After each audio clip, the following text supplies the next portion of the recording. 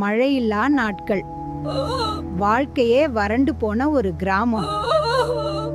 இப்படி இன்னும் எத்தனை நாள்? அம்மா இருக்கும்போது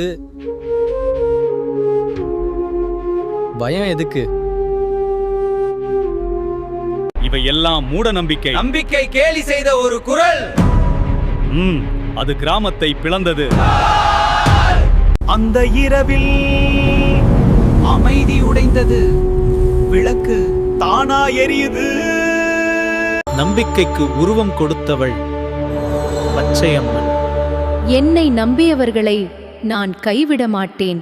கருணை பொழிந்தது, மழையாக, வாழ்க்கையாக.